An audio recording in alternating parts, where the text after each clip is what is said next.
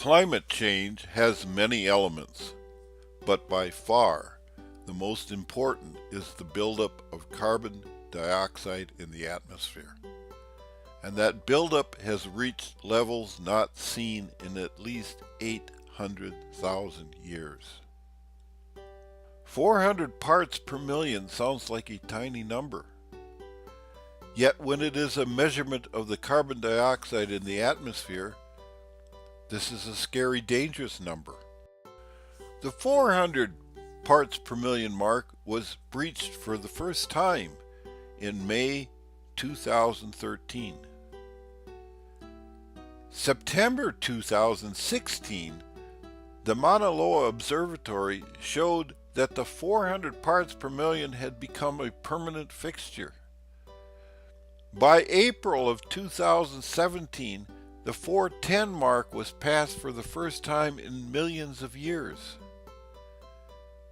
Not surprisingly, 2017 set a record of $306 billion in damage from weather-related catastrophes.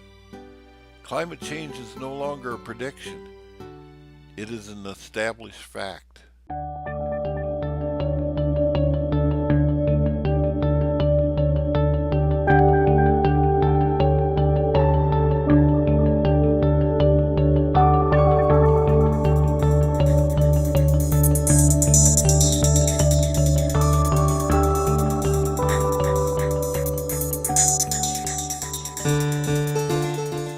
The road to 400 parts per million was long and inventive, and millions of people enthusiastically helped make it happen.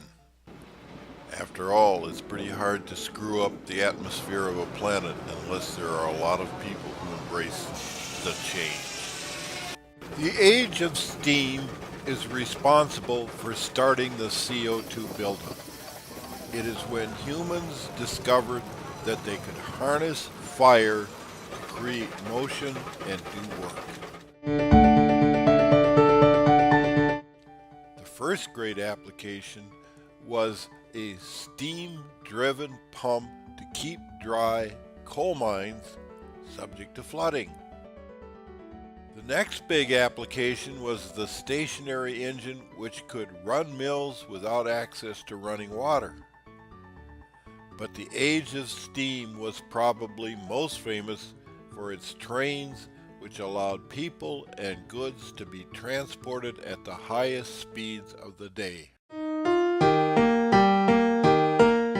The Bessemer converter of 1856 allowed for the first reliable mass production of steel. This would lay the foundation for most of the major developments that would follow. In 1859, Bissell and Drake drilled a producing oil well in Pennsylvania. Oil was a perfect fuel, safe and easy to handle while being unbelievably energy dense.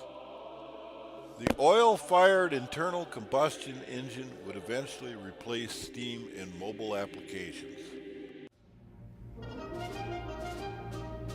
In 1882, Edison's Pearl Street Station came online in New York City, demonstrating the advantages of central electrical power generation.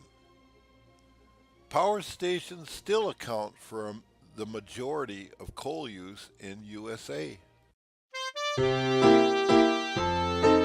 From the start of the Industrial Revolution in 1750 until 1896, when the world-class chemist and future Nobel winner Svante Arrhenius started explaining how massive coal burning would change the climate, required almost 150 years. In that time, Europe and North America had been crisscrossed by over 250,000 miles of rail lines, and yet atmospheric CO2 had only increased from 275 to 290 parts per million. That's 1 part per million per decade. Now we are lucky if the increase is only 1 part per million per year. 1908, Henry Ford put the Model T into production, which ushered in an era where mass-produced cars could be bought by an emerging middle class. The 1923 Gleaner Combine. Powered agriculture was about to become more sophisticated, and fuels would become necessary to grow food. In 1930, Frigidaire would produce a home refrigerator using Freon as the refrigerant. This would radically alter the diets of those who could buy one. Refrigeration also led to the Sun Belt. In 1936, Douglas Aircraft would begin selling the first truly modern transport airplane. Air travel would become routine, and airplanes themselves would vastly improve. In 1959, famed atomic scientist Edward Teller would warn the American Petroleum Institute conference on the 100th anniversary of Drake's Well that burning oil would cause catastrophic climate change. In 1988, Dr. James Hansen of NASA warned Congress and the nation that climate change would be a major, serious, life-threatening problem. This time, the CO2 level stood at about 340 parts per million, a 50-point increase from Arrhenius's time. So to hit 400 parts per million only 25 years later means that the atmospheric CO2 levels are now soaring at an increasingly rapid rate.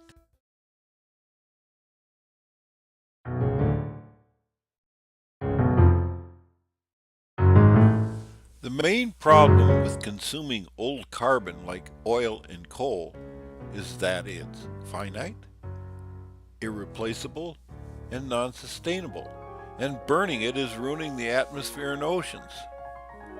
We are a long way from all answers when it comes to replacing fire, and make no mistake, fire is the problem, especially fire that burns carbon that must be mined or drilled for. Carbon that has been stored underground for millions of years simply cannot be balanced by any real-time solutions when mined and burned.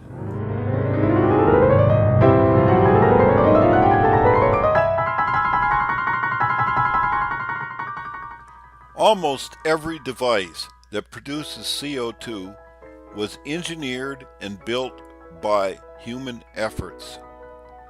In theory, those devices could be replaced by something that does not produce CO2.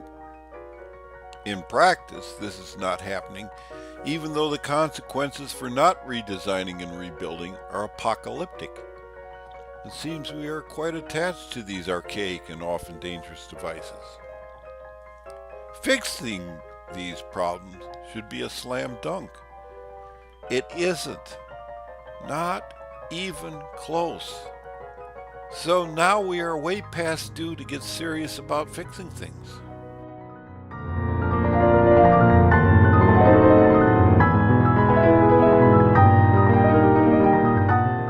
The foremost problem are the technological mandates.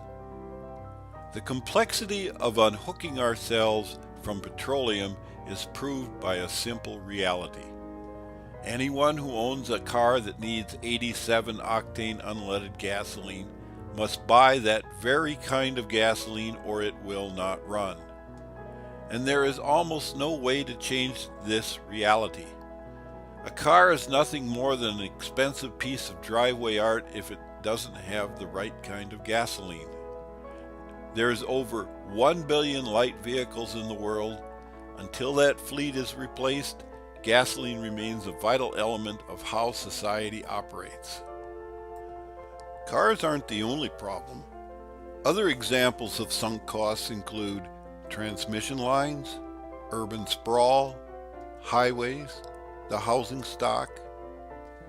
Cultures change only with extreme difficulty.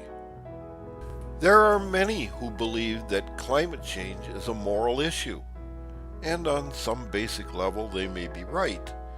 Many of the frivolous uses for fire can be traced back to the traditional sins such as envy, greed, and sloth. But it is also true that many of history's big civilizations and religions had a fire god or represented their god as fire, and big churches are notorious energy wasters. Many argue that suggesting a technological fix for climate change is a fool's errand. After all, aren't we in this mess because of runaway technology? But that's the point. Climate change is most certainly a problem created by technology. It is therefore, by definition, a technological problem. But fixing technological problems can only be solved technologically. The technology must be upgraded. That's the good news. And the bad news? Upgrading the technology can be done, but be prepared for sticker shock. Many professions believe problems are solved at meetings. Obviously, climate change is not one of these problems. Writing books and holding conferences about climate change can only describe the problem. Solving the problems will require every communication tool we can muster. This is especially true about climate change because a real solution is a massive building project, and builders need detailed plans, not mere exhortations to be better.